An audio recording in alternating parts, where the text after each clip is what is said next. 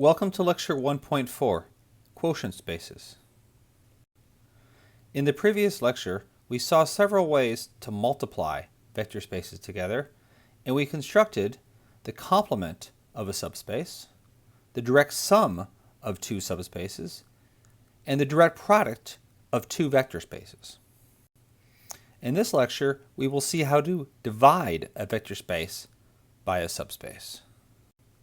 This is called a quotient space, and it can be thought of as the analog of modular arithmetic for vector spaces. We will also use this to compute the dimension of the sum of two subspaces. To begin, if y is a subspace of x, then two vectors, x1 and x2 in X, are congruent modulo y if their difference is in y. So we write this with a triple equal sign, which is what we would do if we were speaking of integers being equivalent mod n. It's a straightforward exercise that congruence modulo y is an equivalence relation. Let's remember what that means. So a relation is an equivalence relation if it's reflexive, so everything is equivalent to itself, and that makes sense because the difference of any vector with itself is 0, which is in y. It's symmetric. If x is equivalent to y, then y is equivalent to x, and that's because if the difference of two vectors is in y, say x1 minus x2, then x2 minus x1 is just the negative of that, and that's in y as well. And finally, it's transitive. So if the difference of x and y and z are both in our subspace y, then the difference between x and z is as well. So I'll let you verify these as an exercise. I'm not going to do them. But anytime you have an equivalence relation, then that naturally partitions the underlying set into families, or into congruence or equivalence classes. So we call these congruence classes modulo y. Sometimes we call them cosets. And so the class containing x is literally all vectors that are equivalent to x modulo y. So all vectors whose difference with x is in y. So sometimes we write this with braces around the x. Sometimes we put a bar over x. Sometimes we write, actually I don't have this one here, but sometimes we write brackets around x. And other times we write x plus capital Y. And that may look a little peculiar, but the reason why is because literally this equivalence class is the set of all vectors of the form x plus something in y. Now, I'll let you verify on your own the equality of this. So these, let me just show you why it's true, or give you some intuition. So suppose you have x plus y1. So I claim x plus y1 is equivalent to x plus y2. So why is the difference between these in y? Well, that's because x plus y1 minus x plus y2 is y1 minus y2, and that is in y. So that's where this notation comes from. Let's do some examples. So let's let x be R3. Let's let y be the xy plane, so the set of all triples xy 0. And let's let z be the z-axis, so the set of all triples 0, 0, and z. Notice that two vectors, v and w, are equivalent mod y if their difference lies on the xy plane. So that just means that they lie in the same horizontal plane. So imagine, so you have v here and you have w here. That just means that they lie in the same horizontal plane because their difference is on the xy plane. Similarly, v and w are equivalent modulo z if they lie on the same vertical line. So this means that their difference differs only in the z-coordinate. So it helps draw a picture. So if we have two vectors, let me call this v and let me call this, I didn't draw that very well, v and this w, and they're equivalent mod z, that means that their difference is vertical, so a vector which is on the z-axis. So I like these two examples because it sort of helps visualize what this equivalence relation means. So I encourage you to look into some other examples. So like, what if y is the vector space of the, say, x, y, y? So think about what that subspace looks like and what it means to the equivalent modulo of that subspace. Or maybe what if y is x, x, x. So this is a one-dimensional vector space. Think about what that subspace looks like and what it means for two vectors to be whose difference is in this subspace. We will denote the set of equivalence classes of a subspace in X with a slash, like we were writing X divided by Y, but it's pronounced X mod Y. So this is notation that comes up in group theory if we want to talk about a quotient group and the set of cosets of a subgroup. This set can be made into a vector space. So again, the elements of this are subsets. They are cosets, or they are equivalence classes. So when I say it can be made into a vector space, we have to define what it means to add two equivalence classes and to multiply an equivalence class by a scalar. So here's how we do that. We say that the equivalence class containing x plus the equivalence class containing z is equal to the equivalence class containing x plus z. And then a scalar times the equivalence class containing x is just the equivalence class containing a times x. Now we can make up any sort of definition we want to, but it's not necessarily going to work out or make sense. So we have to actually verify that this definition is well-founded. Formally, we have to show that it is something we called well-defined. And this is something that comes up in many areas of mathematics. Anytime you have a definition or a function that's defined not on elements, but on like equivalence classes, and there's a potentially some choice involved. So in other words, we have to show that this definition is independent of the choice of representative from the classes. When I say choice, I mean x, the equivalence class containing x might be an entire, like a plane that's like lifted off through the origin, and there's going to be a lot of vectors. So there might be an x here, there might be an x1 here, and an x2 here. And because these are equivalence classes, the equivalence class containing x by symmetry is the equivalence class containing x1 is the equivalence class containing x2. Any representative in here is any element in here is a valid representative. Now think of it like families. So that if Alice and Bob are in the same family, then Alice's family is the same as Bob's family. So formally, this means showing that if x1 and x2 are equivalent modulo y, and z1 and z2 are equivalent mod y, then the equivalence class containing x1 plus the equivalence class containing z1 has to be equal to the equivalence class containing x2 plus the equivalence class containing z2. And that a times the equivalence class containing x1 is equal to a times the equivalence class containing x2. So now, if you don't have a good picture as to why we care about this, it might just look like a bunch of notation. So let me try to explain this. So what we have here, or we have these two subspaces. So maybe this is the equivalent. So say x is in here. So here's one subspace, and here's another one. So say z is in here. So this is the equivalence class containing x. This is the equivalence class containing z. Think of x's family and z's family. Now, this definition, again, does not, it's based on some element x that's in here. I may come along and say, you know what, I'm going to pick my favorite element x1 in here and my favorite element z1 in here.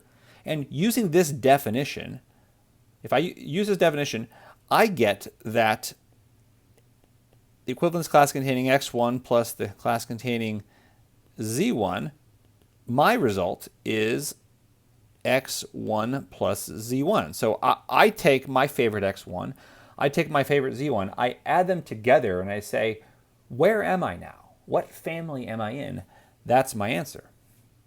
Now you may come along and say, well, I have a different favorite element, x2, and I have a different favorite element here, z2. So you may say, well, I'm going to take my choice of representative x2, my favorite in each one, plus z2, and using this definition up here, you add them up by taking that sum, x2 plus z2, and saying, what family is this? Now, your choice is just as good as my choice, so it better be the case that we get the right answer. In other words, that these things here have to be the same. If they're not, then there is something wrong about our definition. I think that's not well defined. And we have to do the same thing over here. So my choice, so I take a times x1, and well, I say I take a times x1, I say what family is that in? So the scalar times this family, I take a times x1 and say what family is that in? Well, what you will do is, you take your favorite element, let me get my pen back, x2, and for you to multiply this family by a, you take a times x2. And you say, okay, what family is that in? And once again, these things better be the same. If they're not, the definition is not well-founded. So to verify this, I'll leave it as a homework exercise. It's not too hard, but you basically have to use the definition. And so what you have to do is you have to say, so my choice x1 and your choice x2, their difference is in y. So I'm going to say that is in y1. So I'm going to call that y. Maybe I should call it something else. Yeah, I'll just say y, which is in big Y. And then similarly, if I take my z1 and you take your z2, which are perfectly valid differences or choices, then their difference is also in y. So let me call it y prime z. Now, what do you have to show? You need to show that these things being equivalent means that if you take, so you want to show that if you take x1 plus z1, my answer, and your answer, and subtract them, x2 minus z2, sorry, x2 plus z2, so take my answer minus your answer, you have to show that this is in y. That's what it means for these to have the same family. So just substitute what you have up here and here, and it should fall out. So I'll let you finish that on your own time and also do this as well. Now that we know how to define addition and scalar multiplication on equivalence classes modulo y, we know that it is indeed a vector space. So we will call that the quotient space of x modulo y. As I said earlier, sometimes we write the equivalence class containing x with like a bar on top, or x plus big Y, because it literally is the set of all sums, x plus something and y. In that case, multiplication, this definition up here, if you translate it into this notation, in the first case, it just means that x bar plus z bar equals x plus z bar, and ax bar equals ax bar over both of them. And then this next one is that x plus y plus z plus y is x plus z plus y. So in a high school algebra student is going to look at this and say, well, that's wrong. You got to add these y's and get 2y. But we know that that wouldn't make any sense. So also a scalar a times x plus y equals ax plus y. So again, the high school algebra student is going to say, well, what about ax plus ay? But once again, if we understand what this means, this notation is indeed correct. Now we have a theorem that if y is a subspace of a finite dimensional vector space X, then the dimension of y plus the dimension of x mod y is the dimension of X. Now the picture that you should have here is that y is the vector space that you are collapsing. and x mod y is what you get after you've collapsed. So so this is the number of dimensions that you are collapsing, and this is the number of dimensions that remain, and that's equal to the dimension of the entire space. Okay, so let's prove this. Actually, let's draw a picture. I like having a little cartoon picture on the side always. So if this is y and this is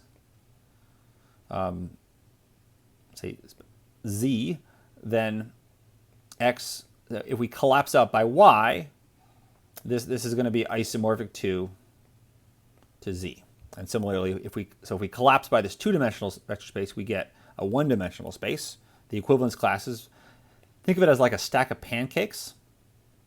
That's a good way to think of it. So the actual equivalence classes are parallel planes, and so x mod y is just a stack of pancakes. That's isomorphic to z. It's one-dimensional. Whereas instead, if we do x mod z, let me draw that picture here. So now, if we are modding out by z, we are modding out. Now the equivalence classes are these vertical lines, and if we so now the quotient space is this like two-dimensional version of lines. So you have a whole x direction and a y direction of these vertical lines, and so this is going to be isomorphic to y. So in this case, this is going to be one-dimensional, and this is going to be two-dimensional. So it's always good to have pictures like this just on the side, if nothing else, just like a handrail. Okay, so how do we start? So the dimension is the size of a basis. So let's start with a basis for y. There's not too many things we can start with. So let's let y1 up to yk be a basis for y. Now, of course, what did we do with this? I said in the previous lecture, a very common technique is to extend this to a basis for the entire space. So let me write that down. So let's extend to a basis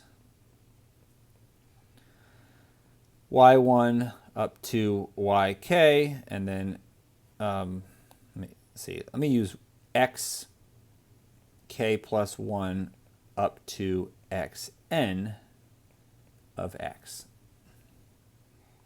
Okay, so the dimension of y we've just said is k-dimensional, and then we know dimension of x is n-dimensional. What we have to do is we have to show that the quotient space is n minus k-dimensional. So we need to produce a basis of size n minus k. So look at what we have here, and not surprisingly, here are n minus k elements.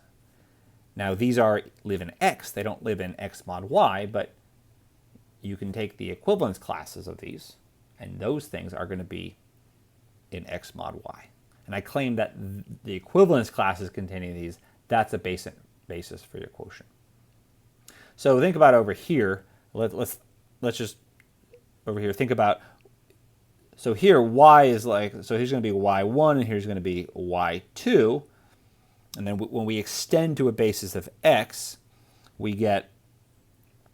So here's my x3, and so now my basis for y. So this is what we are collapsing by, and then the quotient, we get this one-dimensional stack of pancakes, and so that's what this and so x3 is not in the quotient, but the equivalence class containing x3. So suppose x3 is this like unit vector in the z direction.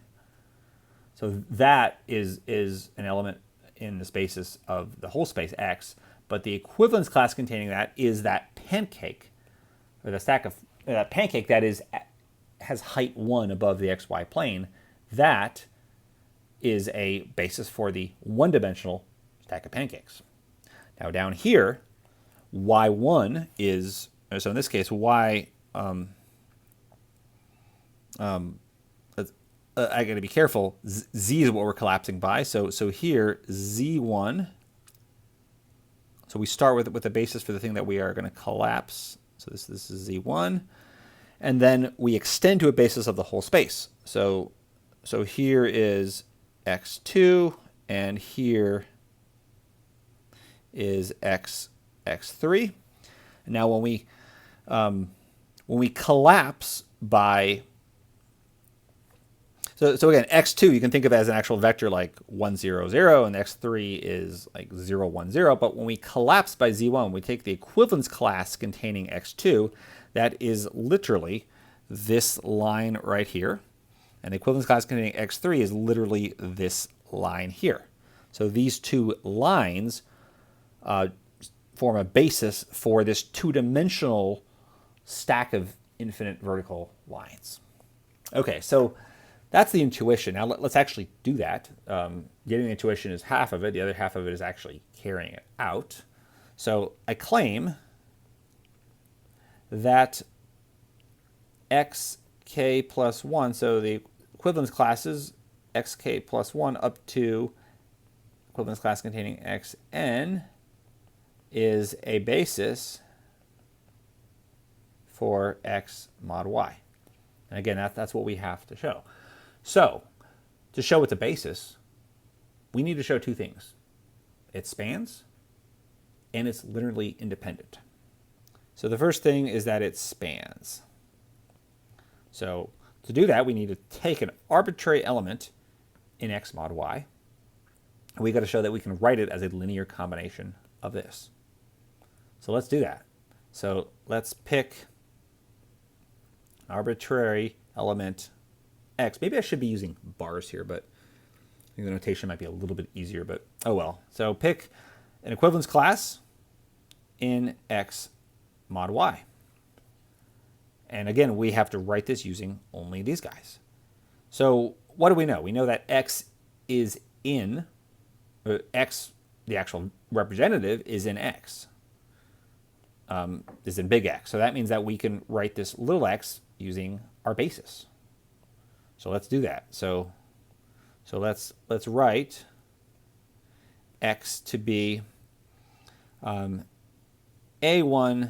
y1 plus dot dot dot ak yk plus b k plus 1, sorry, b k plus 1 xk plus 1 plus all the way up to bn xn. Now a lot of books are going to write what I just did here using sum notation. Let me do it up here. They'll say let x be equal to I equals 1 to k of ai yi plus j equals k plus 1 up to n of bj xj, and this is perfectly fine. But for whatever reason, for me anyways, psychologically, it's just easier to see it written like this with ellipsis, dot dot dot, instead of the sigma notation. There's something psychological about seeing this sum from I equals 1 up to k with these indices that, even though they're completely equivalent, that makes this one a little bit more intimidating. So I like to stick with this when I can. So let's take this vector x, and now the equivalence class containing x, of course, is the equivalence class containing this entire thing, a1 y1 plus ak yk. Now admittedly this is a little bit messier if we are not using the sigma notation. So something elementary, it's probably perfectly fine to use the sigma notation, but especially later in the class and as things get more advanced, sometimes there's just that natural psychological barrier to it.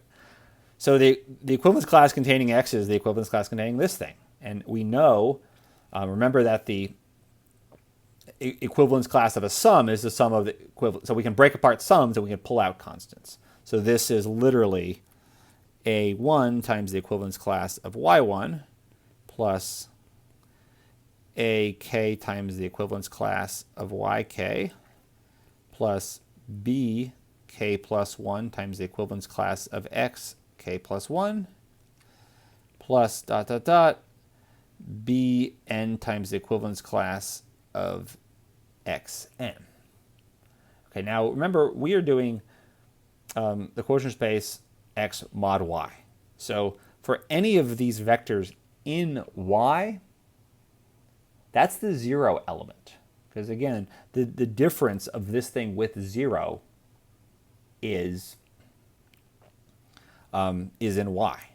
So that's something I didn't actually spell out earlier, but it's worth saying that in x mod y, an equivalence class is equal to the 0 element if and only if x is in y.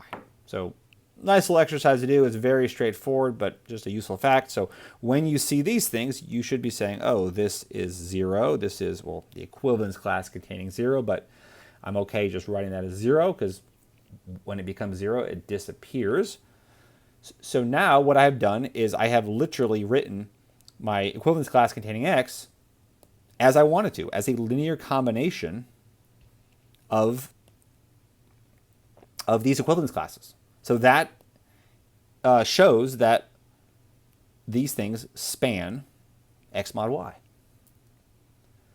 So next we got to show that these equivalence classes are independent. So we have to use the definition here. So let's write that down. So independent, remember that just means linearly independent. So let's take a nonlinear, let's take a linear combination of these guys, that is 0, and show why that has to be the trivial linear combination. So let's write, let's see, I've used AIs and BIs, so let me write CK plus 1 XK plus 1 plus ... up to CN equivalence class of XN equaling 0. So we have a linear combination of these guys being 0. Now that means that we have, again, we can pull apart pull apart sums and pull out constants. It means we can put constants back in. So we can write this as the equivalence class of CK plus 1, XK plus 1 plus CNXN. Oh, and I should probably, a little bit sloppy, I should say on the right-hand side, this is the 0 equivalence class. Maybe I should write this as the equivalence class containing 0. Some people might write this as y, because that's exactly what it is. So this thing here is equal to the equivalence class containing 0. Now, again, I could use this using the sigma notation as well, and probably most books will have that because it is a little more concise, but I still like this. Okay, so what does this mean? When this being equivalent to the 0 equivalence class means that this thing in here is in y. So that means that it is equal to some y. So in other words, CK plus 1 XK plus 1 plus ... CNXN equals y for some y in big Y.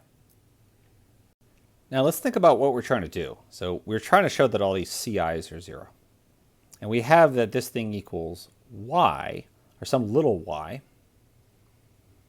And now little y, I'm running out of room, so maybe I should have planned this out a little differently, but what can we say? We have a basis for big Y right here, y1 up to yk, so we can write this little y. So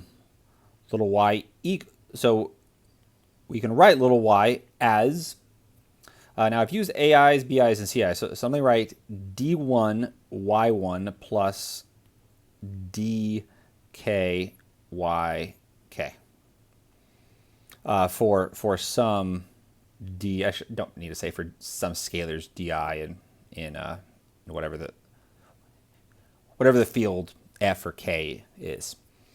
Okay, so now let's put these together. So what we have is that y can be written like this, as a sum of the cj's, xj's, and it could also be written like this. So if we, sum of the di's times yi's, so if we subtract these two things from each other. Let's do that. If we subtract them, we get 0. So y minus y equals 0, which is d1y1 plus, here's maybe where I really should use sigma notation to save space, dkyk. So there's this minus ck plus 1 xk plus 1 plus cnxn. So now I have this whole thing equals 0. And because this is a basis of x, all of these coefficients better be equal to 0. So that means that all di's equal 0 and all cj's equal 0. Let me just say all of these. And that is exactly what we wanted to show, that all of these coefficients were 0 to begin with. Okay, so I will not write the last part of the proof. I'll just say we show that this is a basis, or by showing that it is independent, or it spans the quotient, and it's independent, and therefore the dimension of this is n minus k, and that completes the proof. An immediate corollary, which is something that you've probably never really questioned, but maybe didn't think about how to actually prove it, is that if you have a subspace y of a finite dimensional vector space of the same dimension, then y has to be equal to x. So there's only one three-dimensional subspace of a three-dimensional vector space. There's only one two-dimensional subspace of a two-dimensional vector space. And why is that a corollary? Well, in that case, if dimension of x equals n and dimension of y equals n, then this has to be have dimension 0. And so the only way that that's going to have dimension 0 is if x equals y. In other words, if the quotient space is just a single equivalence class, which is the 0 vector. If y is anything smaller than x, then there's going to be more than one equivalence class, and the quotient is going to be more than just 0-dimensional. The last thing we'll do in this lecture is a theorem about the dimension of the sum of two subspaces U and V.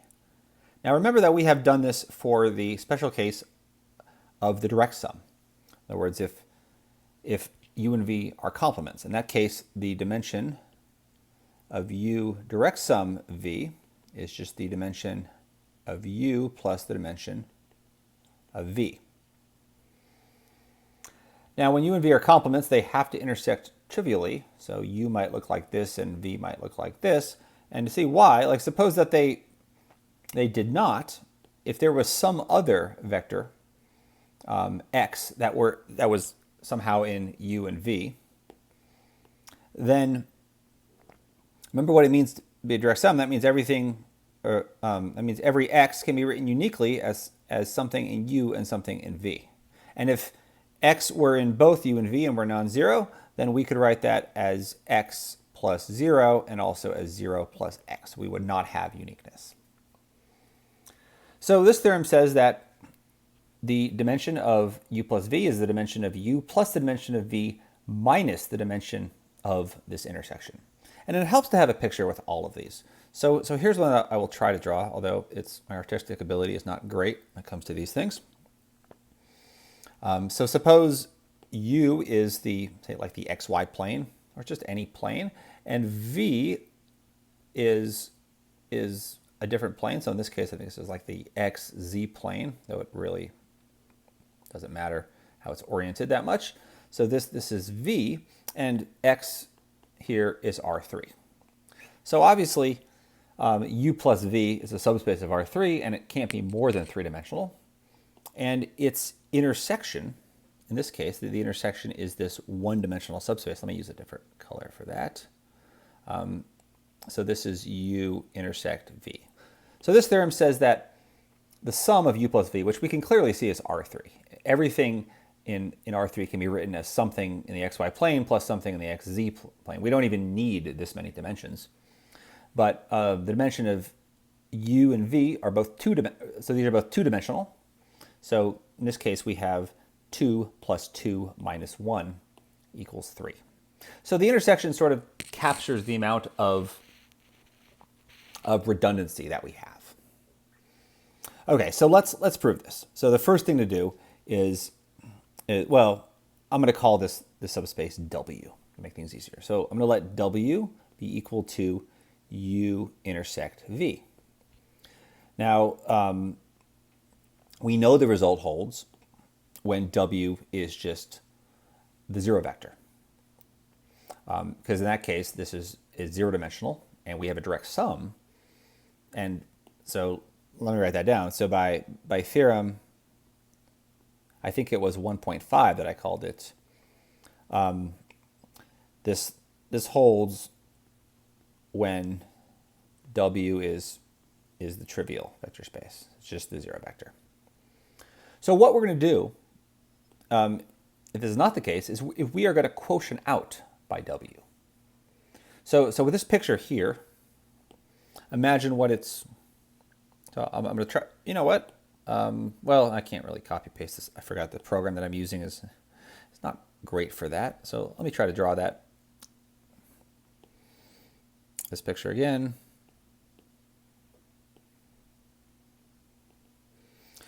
So if this is that, so this is W, this is V, and this is U. What we will do is we will quotient out by W.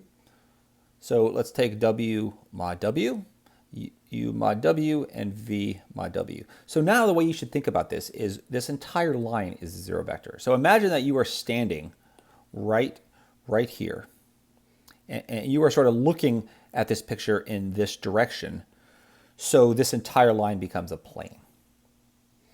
Then V mod W is a quotient. It consists of these lines, a one-dimensional stack of lines that goes in this direction, and U mod W is this one-dimensional stack of lines that goes in this direction.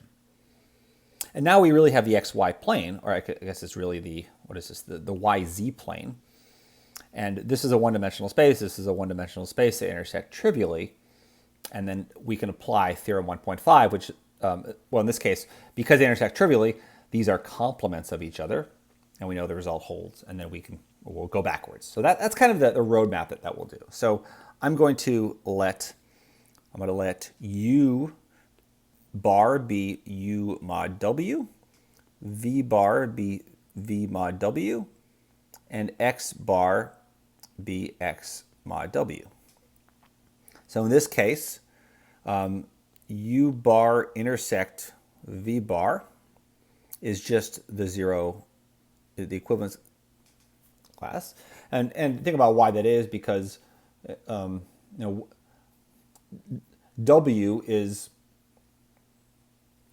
this thing. And so if we quotient out by itself, we just get the zero equivalence class. We also have that X bar equals U bar plus V bar.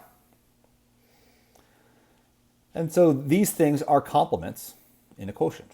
So again, here's a nice little picture to have. Now I haven't written out a proof of this. I think it's straightforward enough that if you want to verify on your own, I encourage you to do it. But now we can apply dimension, or this theorem 1.5 that we did earlier to show that, or to conclude that the dimension of X bar equals the dimension of U bar plus the dimension of V bar. So basically, we know how to do the case when the intersection is trivial. So we take the intersection and we collapse it so it is trivial, and then we get this result. Okay, so now by the previous theorem that we just did, let me actually write that up. So theorem 1.6 in the previous slide was that the dimension of y plus the dimension of x mod y is the dimension of x, or in this language, the dimension of y plus the dimension of y, the dimension of x bar is the dimension of x. well, I guess if you,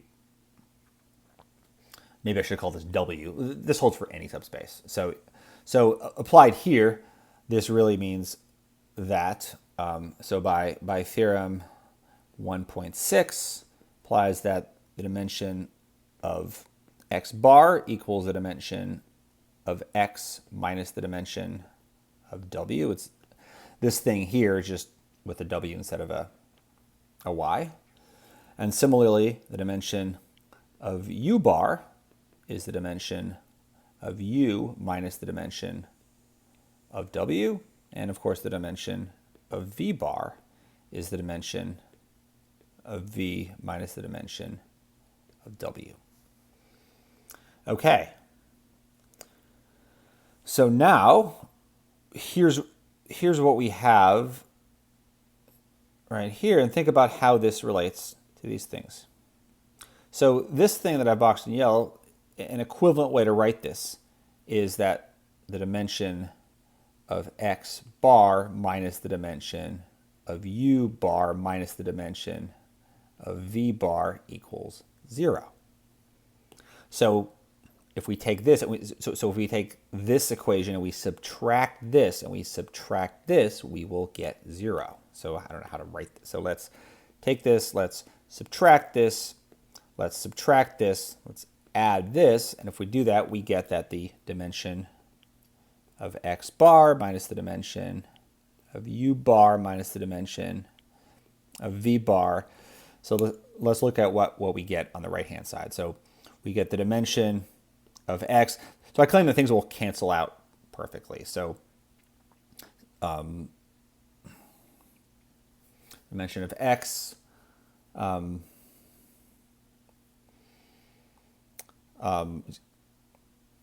minus dimension of u minus the dimension of v.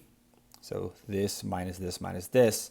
Now, how many of the dimension w's do we have? We have minus 1 here. We got minus, plus, plus. So that now we have plus the dimension of w equals 0. And I claim that this thing right here is exactly what we wanted right here. So if we rearrange these things, notice what this thing says. If we move all of these to the right-hand side, then we get that the dimension of x equals the dimension of u plus the dimension of v minus the dimension of w, which is u intersect v. So we don't need these pictures to do it, but I think it helps to have that in mind. Because if you don't have these pictures, trying to memorize this proof symbolically is not going to work, or it's really not going to help that much. But it is an intuitive thing to do because it gives you motivation for what we are trying to do. We know how to do it when the intersection is trivial. So if we have a non-trivial intersection, we collapse by that. We send that to the 0 vector. We apply the theorem that we know to that. And then it literally just falls out from the previous theorem relating the dimension of the vector space to the dimension of the subspace that we collapse by and the dimension of what is remaining. Okay, so let's put an end of proof box here, and we will call it a day. Next up, we will look at duality, dual vector spaces, which is the vector space of scalar functions. And then we'll look at the dual of the dual space. So this is a neat topic. Please stick around.